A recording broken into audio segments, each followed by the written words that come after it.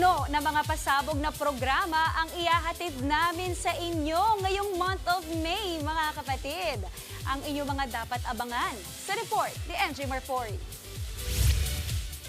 The Queen of the Kitchen is back. Simula nga bukas, May 3, magbabalik TV na si Tita Helen Gamboa Soto sa all-new episodes ng Helen's Kitchen. Hitik hindi lang sa masasarap na putahe, kundi sa mga nakakaaliw na kwentuhan kasama ang kanyang celebrity guests. Buena mano dyan, sina Good Morning Kapatid host Dimples Romana at ang iconic comedian at the First Family mainstay na si Roderick Paulate.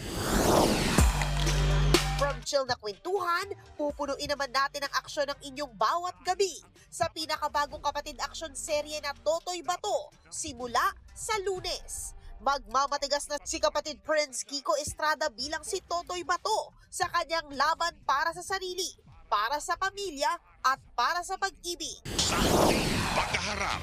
At eto pa nga, abangan din ang finale ng Lumuhod Ka sa Lupa ngayong gabi. Mangyayari na ang pinakamatinding sagupaan ni Norman played by Kiko Estrada at Miguel na ginagampanan naman ni Sid Lucero.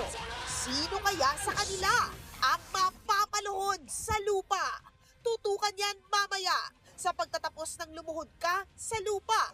7:15 p.m. pagkatapos ng Frontline Pilipinas. Nagbabalita mula sa Frontline.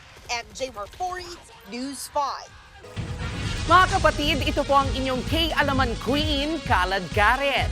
Always remember na ang K-Alaman ay K-Yamanan. Kaya para sa latest showbiz news at dagdag impormasyon, mag-follow at mag-subscribe sa social media pages ng News 5. K? Okay.